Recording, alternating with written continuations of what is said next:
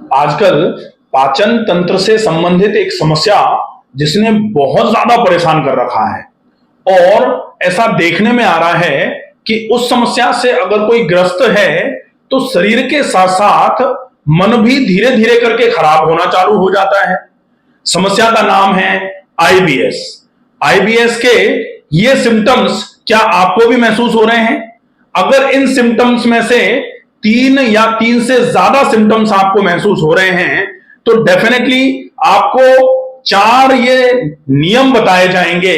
इन चारों नियमों का अच्छे तरीके से फॉलोअप अगर करेंगे तो आईबीएस की समस्या में आपको बहुत अच्छे तरीके से आराम होना चालू हो जाएगा। आप वो लक्षण जो हैं, मैं लक्षण बता रहा हूं, आप चाहें तो लक्षणों को नोट कर लो और नोट करके उन लक्षणों में से आप ये देखो कि आपको ये महसूस हो रहा है कि नहीं हो रहा है। सबसे पहला लक्षण है पेट फूला रहता है, पेट में गैस बनती है, अफारा रहता है, पेट में मरोड़ रहती है या पेट में दर्द रहता है, या फिर नाभि बार बार करके खिसक रही है, अपनी जगह से सेट कराते हैं और नाभि फिर से खिसक जा रही है, क्या ऐसा हो रहा है? या फिर मल बना हुआ नहीं आ रहा है, मल के साथ चिकनाई आ रही है, मल एक बार में पूरे तरीके से बाहर नहीं आ पाता, मल जो गुदा मार्ग है उससे चिपक जाता है, आंव के जैसे चिपचिपा टाइप का मल आ रहा है। अगर ऐसा कुछ हो रहा है तो ये सारे के सारे सिम्टम्स जो हैं ये आईबीएस की तरफ इशारा करते हैं। इसके अलावा अगर आपको ऐसा लग रहा है कि वजन लगातार कम होता जा रहा है, आपका वजन लगातार कम होता जा रहा है और कमजोरी लगातार बढ़ती जा रही है, क्या आपको ऐसा महसूस हो रहा है? या फिर कमजोरी के साथ में बेचैनी लगातार बनी रहती है, काम करने में मन नहीं लगता है, एक जगह बैठ जाएं तो कहीं और जाना है और कहीं और चले जाएं, मतलब कहीं भी एक जगह मन शांत होकर के नहीं लग पा रहा है यदि, या फिर एनस पर हमेशा भारीपन बना रहता है, एनस पर ऐसा लगता है जैसे आप मोशन जाके आए, अब आपको दोबारा जाना पड़ेगा, आप जाते हैं लेकिन दोबारा मोशन नहीं आ रहा है लेकिन फिर भी एनस पर भारीपन बना हुआ है, या फिर आपको कभी कभी ऐसा लगता है कि निराशा बढ़ती चली जा रही है। मेरे पास कई फोन आते हैं जो कहते हैं लोग कि ऐसा लगने लगा है सर, कि ऐसा लगता है कि ठीक है क्या जीवन में रखा है, बहुत परेशान होते हैं, पूरे दिन पेट पेट बना रहता है, मन बार बार करके पेट पर ही जाता है और हम जितनी बार दिखाने जाते हैं उतनी बार ये कहा जाता है कि ये वाली समस्या धीरे धीरे करके साइकोलॉजिकल हो गई है और फिर आपको ब्रेन सेडेटिव्स का उपयोग करना पड़ता है। अगर ये समस्याएं लगातार हो रही हैं आपको तो निश्चित ही इनमें से तीन या तीन से ज्यादा प्रॉब्लम्स आपको फील हो रही हैं, तो या तो आपको आईबीएस हो चुका है या फिर आईबीएस की राह पर हम चल रहे हैं। आज नहीं तो कल अगर हमने रूटीन को ठीक नहीं किया तो आईबीएस हो जाएगा। अब हम देखें कि अगर इनमें से कोई लक्षण आपको मैच कर रहे हैं तब फिर आपको इसका उपचार कैसे करना है। उपचार भी बेहद घरेलू है, बिल्कुल घर में रहते हुए आप इन सारे उपचारों को कर सकते हैं। सबसे पहला उपचार है, आप कैसे भी करके जो मन आपका अस्थिर होना चालू हो गया है, एकदम से आपका मन हमेशा बेचैन रहता है, आपको ऐसा लगता है जैसे डिप्रेशन टाइप का हो गया है या कभी कभी एंजाइटी भी हो जाती है, जैसे आपका टॉलरेंस जो है वो बिल्कुल कम होता चला जाएगा, आपको एकदम चिड़चिड़ापन आना चालू हो जाएगा आपके स्वभाव में। अगर ऐसा हो रहा है तो डिप्रेशन और एंजाइटी को दूर करने के लिए सबसे पहला काम आपको जो नियमित चालू कर देना चाहिए वो है व्यायाम। अब जैसे ही व्यायाम का नाम आता है तो लोग कहते हैं कि व्यायाम करें कैसे, हम तो बहुत कमजोर हैं, हम तो चल भी नहीं पाते ढंग से, आप व्यायाम की बात कर रहे हैं। तो फिर व्यायाम का मतलब होता है किसी भी आयाम में ऊर्जा का व्यय करना।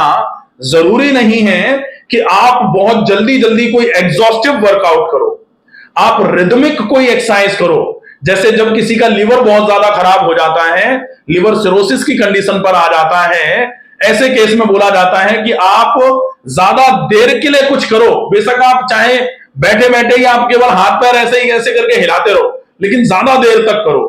आप अगर चल रहे हो तो बेशक आप 1 घंटे में 3 किलोमीटर की स्पीड से चलो, लेकिन आप कम से कम 1 घंटे से ज्यादा चलो। तो व्यायाम, अगर आप आजकल तो वैसे भी एक रिपोर्ट आ रही है जिसमें यह कहा जा रहा है कि भारतीय युवा जो हैं वो धीरे धीरे करके उनका हेल्थ स्टेटस गिरता चला जा रहा है। हेल्थ का स्टेटस जो है वो लगातार धराशायी हो रहा है, क्योंकि फिजिकल एक्टिविटी जो है वो बहुत कमजोर पड़ती जा रही है, बहुत कम होती जा रही है।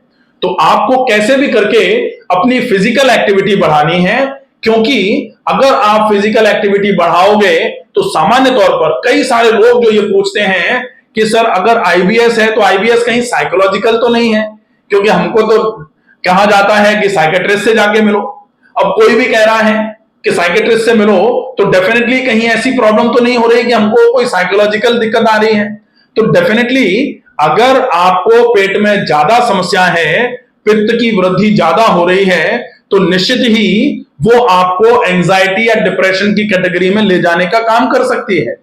लेकिन अगर आप व्यायाम अच्छे तरीके से करेंगे, अब लोग कहते हैं कि आप डिप्रेशन और एंजाइटी को दूर करने के लिए क्या किया जाए, तो बोले स्ट्रेस मैनेजमेंट के लिए क्या क्या किया जाए। स्ट्रेस मैनेजमेंट के लिए सबसे बढ़िया तरीका है आप रेगुलर एक्सरसाइजेस करना चालू कर दो। और आजकल फिजिकल एक्टिविटी की कमी जो होती जा रही है, वही कमी आपके शरीर की क्षमताएं खत्म करते हुए शरीर में रोग पैदा कर रही हैं। और उन्हीं रोगों में से एक रोग है आंतों की कमजोरी, और आंतों की कमजोरी की वजह से ही यह समस्या आती है जिसको इरिटेबल बाउल सिंड्रोम बोला जाता है, जिसमें छोटी आंत और बड़ी आंत दोनों ही आ जाती है। अब अगर आंतों की कमजोरी है तो कमजोरी के केस में क्या करा जाएगा, जब कोई व्यक्ति कमजोर होता है तो उसको क्या करना पड़ता है, उसको रेस्ट करना पड़ता है। तो ऐसे ही आपकी आंतों को रेस्ट की आवश्यकता है, आपको ज्यादा भोजन की आवश्यकता नहीं है। क्योंकि जैसे ही आईबीएस होता है कमजोरी आती है तो लोग ज्यादा खाना चालू कर देते हैं। लोग ज्यादा से ज्यादा वो खाना खाना चालू कर देते हैं जिसमें कैलोरी ज्यादा हो। अब ज्यादा कैलोरी वाला खाना आते हैं, बेचारी कमजोर है पहले से, अब उन कमजोर आंतों पे आप भारी खाना पहुंचा दो और ज्यादा समस्या हो जाती है। तो फिर क्या करना पड़ेगा कि आपको आंतों को रेस्ट देना है। अगर आंतों को रेस्ट देना है तो लो फोडमैप डाइट आपके लिए बहुत उपयोगी रहेगी। लो फोडमैप डाइट में, जिसमें आपका बहुत सारा डाइट का जो फॉलोअप है, फोडमैप का मतलब होता है फर्मेंटेबल, ऑलिगोसैकेराइड्स, फिर मोनोसैकेराइड्स, फिर डायासैकेराइड्स एंड पॉलीऑल्स, ये सारी चीजें आपके लिए बहुत उपयोगी हैं। अब आप अगर ऐसी चीजों का उपयोग करना चालू कर देंगे जो फोडमैप में लो हो, तब फिर वो आपके लिए उपयोगी हो जाएगा। और साथ में इस चीज का ध्यान रखना है कि आप ऐसे तरीके से खाओ कि ज्यादा से ज्यादा खाना आपके मैकेनिकल डाइजेशन से डाइजेस्ट होना चालू हो जाए। क्योंकि डाइजेशन दो प्रकार का होता है, केमिकल डाइजेशन, दूसरा मैकेनिकल। तो मैकेनिकल पहले नंबर पे आता है, जिसमें मैकेनिकल ब्रेकडाउन ऑफ फूड होता है। जो कॉम्प्लेक्स मॉलिक्यूल्स हैं मैकेनिकली वो सिंपलर वन में टूटते हैं, और जब सिंपलर वन में टूट जाते हैं वो, तब फिर केमिकल जो एंजाइम्स होते हैं वो उसको डाइजेस्ट कराने का काम करते हैं। अब मैकेनिकल डाइजेशन ही नहीं हो रहा अगर अच्छे से, तो फिर केमिकल डाइजेशन कैसे होगा। और मैकेनिकल डाइजेशन में आपका खाने का तरीका सबसे पहले आता है कि आप खाने को कितना चबा के खा रहे हो, आप खाने को किस तरीके से खा रहे हो। ठीक है। इसके बाद अब ये व्यायाम पे जो हम चल रहे थे, व्यायाम में आप टहलना कर लो, आप आसन कर लो, सूर्य नमस्कार अगर आप जानते हैं तो सूर्य नमस्कार कर लो, कोई आउटडोर गेम खेल लो, आप कुछ भी जिसमें ऊर्जा का व्यय हो, जो फिजिकल एक्टिविटी हो, आप कुछ भी कर सकते हैं जो आपको अच्छा लगे और जो आपके कमजोरी को बढ़ाए नहीं, जो बहुत एग्जॉस्टिव नहीं हो। आप कम से कम 1 घंटा सवेरे और कम से कम 1 घंटा शाम को व्यायाम का समय जरूर निकालें। अब बात आती है कि 1 घंटा सवेरे 1 घंटा शाम को कह रहे हो आप, तो इतना समय तो कैसे निकालेंगे। तो भाई ये बीमारी जो है ना, ये बाद में चल करके इंसान, हमने बहुत सारे केसेस देखे हैं, हजारों केसेस देखे हैं, जिसमें आईबीएस का पेशेंट फिर धीरे धीरे करके वहमी हो जाता है। और वहम जो है वो कब बढ़ता है, जब आप लगातार कोई ऐसे रूटीन में हैं जो आपके उस बीमारी को बढ़ाने का काम कर रहे हैं। तो आप एक्सरसाइजेस के लिए समय निकालना मजबूरी है आपकी, एक्चुअली ये आपके लिए ऑप्शन नहीं है, आपको निकालना ही चाहिए। और मैं कहूं कि निकालना पड़ेगा तो भाई मैं तो सलाह दे सकता हूं, निकालना नहीं निकालना आपकी मर्जी है। ठीक है। तो व्यायाम हो जाए। इसके अलावा व्यायाम में प्राणायाम, जो ब्रीदिंग एक्सरसाइज होती है, वो बहुत बेहतरीन तरीका है। ब्रीदिंग एक्सरसाइज में अनुलोम विलोम प्राणायाम, डीप ब्रीदिंग और भ्रामरी प्राणायाम बहुत इफेक्टिव प्रोसेस है, बहुत अच्छे तरीके से काम करते हैं। इसके बाद दूसरे नंबर पर आता है आपका खाना।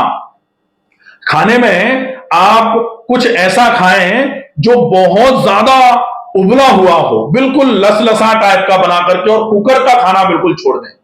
कुकर में कभी भी खाना बना करके आईबीएस के पेशेंट को नहीं खाना चाहिए। दूसरा, खाने से रिलेटेड जो नियम है वो शाम का खाना 7 बजे के पहले पहले खा करके फ्री हो जाए, ये कंपलसरी है। इसके बाद आप खाने में जो भी खा रहे हैं उसके 1 गिलास को कम से कम, आईबीएस के पेशेंट जो हमारे यहां आते हैं हम तो उनको 100 बार बोलते हैं, और हमारे आईबीएस के कई पेशेंट्स ऐसे हैं जो आईबीएस की समस्या से धीरे धीरे करके बाहर आए हैं और अब वो लगभग बिल्कुल ठीक हैं।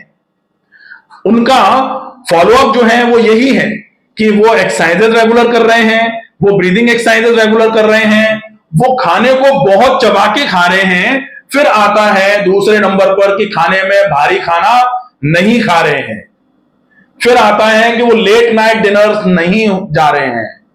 फिर आता है कि वो डिनर जल्दी करने के बाद बहुत लेट नाइट तक जाग भी नहीं रहे हैं, क्योंकि काल शुद्धि सारी चीजों की आवश्यक है।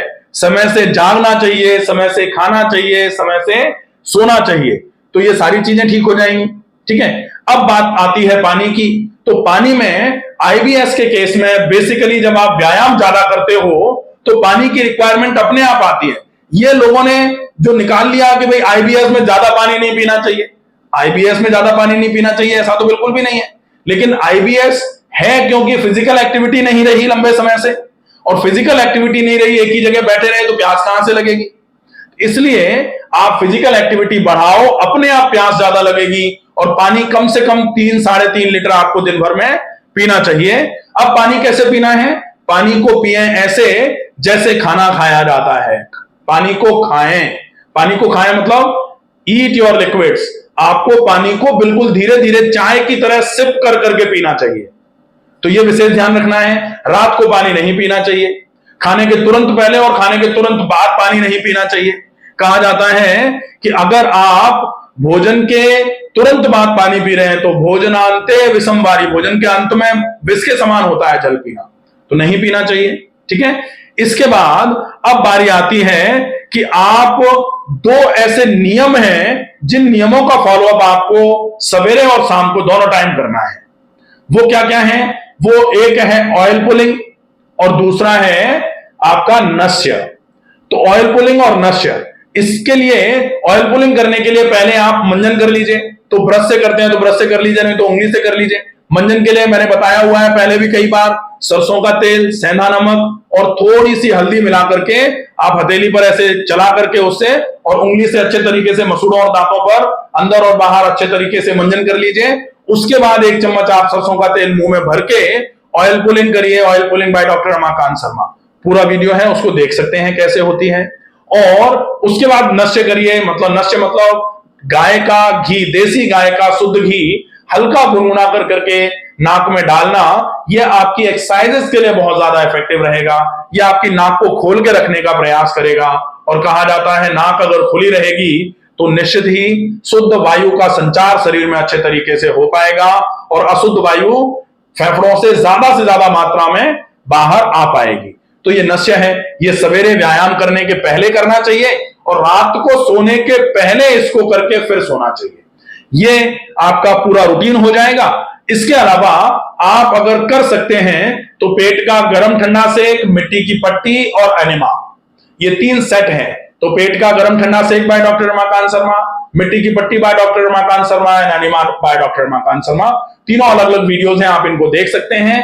इनके क्या फायदे हैं और इनको कैसे किया जा सकता है, ये पूरा आपको उसमें देखने को मिलेगा। आशा है ये वीडियो आपको पसंद आएगा। ज्यादा से ज्यादा ऐसे लोगों को ये वीडियो पहुंचाएं जो लोग आईबीएस की समस्या से बहुत ज्यादा परेशान हैं और वो इस रूटीन को कर तो रहे हैं लेकिन वो सही तरीके से नहीं कर पा रहे हैं। तो सही तरीके से करना चालू करेंगे तो डेफिनेटली आईबीएस की समस्या में बहुत अच्छा आराम मिलना चालू हो जाएगा। स्वस्थ रहिए, सुरक्षित रहिए। धन्यवाद।